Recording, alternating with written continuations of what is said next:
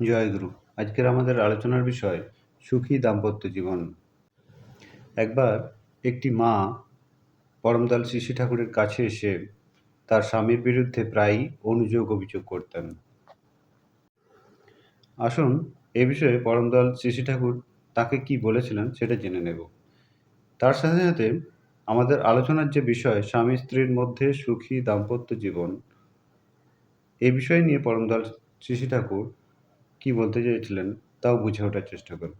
তবে সবার আগে আপনাদের নিকট অনুরোধ, এই চ্যানেলের ভিডিওগুলি যদি আপনাদের ভালো লেগে থাকে তাহলে চ্যানেলটি সাবস্ক্রাইব করবেন এবং অপরের জানার উদ্দেশ্যে শেয়ার করবেন। আপনাদের প্রয়োজনীয় মতামত একান্তভাবে কাম্য। জয়গুরু। তাহলে চলুন আলোচনার কেন্দ্রে যাওয়া যাক।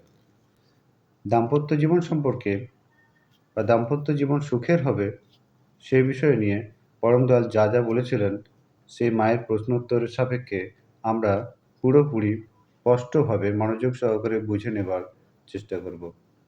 পরমদয়াল শ্রী শ্রী ঠাকুর একবার বলছিলেন, স্বামী স্ত্রীর পরস্পরের সম্পর্ক ও ব্যবহার যদি প্রীতিপ্রদ ও আনন্দদায়ক না হয়, তাদের মধ্যে অচ্ছেদ্য অনুরাগ যদি না থাকে, তবে বিষয়বৃত্ত ভোগের উপকরণ নাম কাম যতই থাক না কেন তাদের জীবন কখনো সুখী হয় না।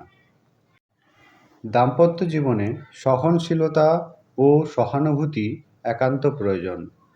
সাধারণ মানুষের মন মেজাজ সবসময় ঠিক থাকে না, সেই জন্য পরস্পরের মেজাজ একটু ধৈর্য ও স্থৈর্য সহকারে বুঝে চললে অনেক ঝঞ্ঝাট চুকে যায়।